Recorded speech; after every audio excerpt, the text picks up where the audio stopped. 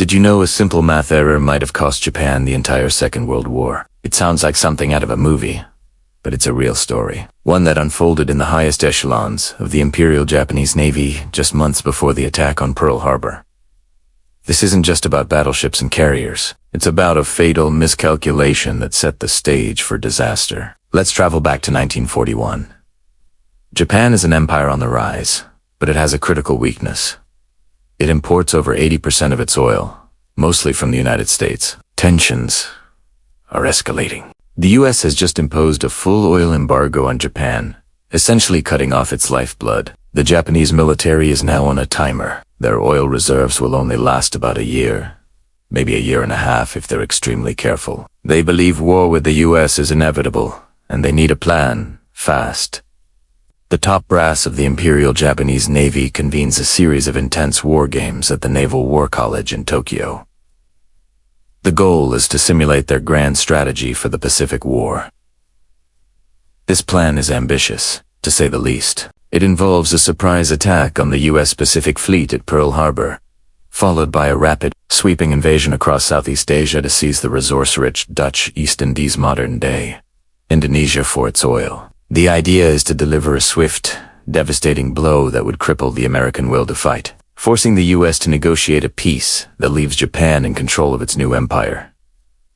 The planners are confident. Their ships are top of the line, their pilots are elite, and their morale is sky high. But their confidence is about to be shaken, not by an enemy fleet, but by a simple wargaming simulation. At the heart of these simulations is the Pearl Harbor operation, codenamed Operation Z. Admiral Isoroku Yamamoto, the mastermind behind the attack, is a firm believer in naval aviation. He's convinced that a carrier-based airstrike is the only way to neutralize the American fleet. But many of his colleagues are skeptical, risking Japan's 6 best aircraft carriers, the entire core of their naval power on a single, incredibly risky gamble, thousands of miles from home. It seems insane. So, they put it to the test. In the war game, one team plays as Japan, the Kido Butai, the carrier strike force. The other team plays as the United States, defending Pearl Harbor. The referees, a group of senior officers, observe and calculate the outcomes of each move based on complex probability tables. These tables are supposed to represent the realities of naval combat, accuracy of anti-aircraft fire, the effectiveness of torpedoes, the damage a single bomb can do. The simulation begins. The Japanese player launches their surprise attack. The initial results are fantastic. They achieve complete surprise and inflict heavy damage on the US fleet anchored in the harbor. But then, the American player responds. In the simulation, the US forces are more alert than anticipated. They launch their own counterstrike against the Japanese carriers. And this is where things get interesting. According to the probability tables and the umpire's dice rolls, the American counterattack is devastatingly successful. They manage to sink 2 of Japan's most powerful aircraft carriers, the Kaga and the Akagi. Remember, Japan only has 6 of these frontline carriers. Losing to a full third of their main strike force in the opening move of the war would be an absolute catastrophe. It would cripple their ability to project power across the Pacific and leave their other operations dangerously exposed. The room falls silent. The result is a shock. The game has just demonstrated that the Pearl Harbor attack, the very cornerstone of Japan's war plan, is likely to be a Pyrrhic victory at best, and a strategic disaster at worst. The simulation proved the skeptics right.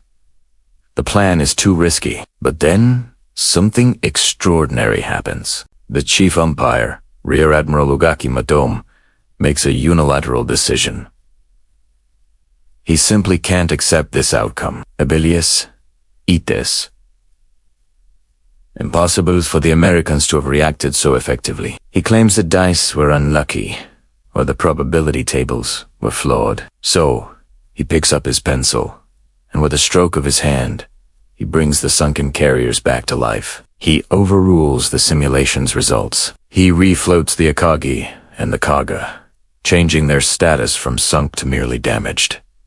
With that single act, he turns a simulated disaster into a stunning success. This wasn't just a minor tweak. It was a complete repudiation of the simulation's findings. The officers running the game had been tasked with testing the plan for weaknesses, for fatal flaws. And they found one, a massive one. But instead of heeding the warning, the leadership simply erased it. They chose to believe what they wanted to believe, not what the data was telling them. The most chilling part, one of the junior officers who witnessed this, Lieutenant Commander Minoru Henda, a key planner of the actual Pearl Harbor attack, reportedly muttered, "This is not a war game. It's a game to make the war plan a success." He saw exactly what was happening. They weren't testing the plan. They were rigging the test to justify the plan. And so, with this falsified evidence of success, the plan moved forward. The warnings were ignored. The fatal optimism was reinforced. A few months later, on December 7th, 1941, the real attack on Pearl Harbor took place. And in a terrifying echo of the war game, it was initially a huge success. The Japanese achieved surprise and sank numerous American battleships. But the war game's warning about the vulnerability of their own carriers lingered. In the real attack, Japan lost 0 carriers. This incredible success seemed to validate Ugaki's decision to ignore the simulation. It made them feel invincible. This overconfidence would prove to be their undoing. Fast forward just 6 months to June 1942, the Battle of Midway. The Japanese Navy, flushed with victory and believing their carriers are untouchable, attempts another ambitious operation to lure out and destroy the remaining U.S. carriers. They are supremely confident. Why wouldn't they be? Everything had gone perfectly so far. But this time there are no umpires to refloat sunken ships. This time, the consequences are real. Thanks to brilliant American code breaking, the U.S. Navy knows exactly where the Japanese fleet is heading. They set a trap. In the ensuing battle, American dive bombers catch the Japanese carriers at their most vulnerable moment while they are refueling and rearming their planes, their decks packed with explosives and fuel lines. In the span of just 5 minutes, American bombs hit 3 Japanese carriers: the Akagi, the Kaga, and the Soryu. All 3 are engulfed in flames and sink. The 4th carrier, the Hero, is found and sunk later that day. In a single battle, Japan lost 4 of the 6 elite carriers that had attacked Pearl Harbor. It was a blow from which the Imperial Japanese Navy would never recover, and which carriers were among the first to be lost at Midway: the Akagi and the Kaga. The very same 2 carriers that were sunk in the war game, and then magically resurrected by a senior officer who refused to accept the possibility of failure. The simulation from 1941 had been horrifyingly predictive. It had warned them of this exact vulnerability. It showed them that a well-prepared American counterattack could be devastating. By overriding the simulation's results, Admiral Ogaki and the Japanese leadership didn't just cheat at a game. They fostered a culture of dangerous optimism and actively suppressed dissenting information. They ignored a clear warning that their most valuable assets were at high risk. This single mathematical correction instilled a false sense of security that led directly to the catastrophic losses at Midway. The Battle of Midway is widely seen as the turning point of the Pacific War. After that, the initiative shifted permanently to the United States. Japan's dream of a swift victory was shattered, replaced by a long, brutal war of attrition that it had no hope of winning. It is a powerful lesson in history about the dangers of confirmation bias, of only seeking out and believing information that supports what you already want to be true. The Japanese Naval Command had a plan they desperately wanted to work, and when a simulation told them it wouldn't, they simply changed the math. They chose optimism over reality, and that choice doomed their entire war effort before the first shot was even fired. It was a mistake made not on the battlefield, but on a game board in Tokyo.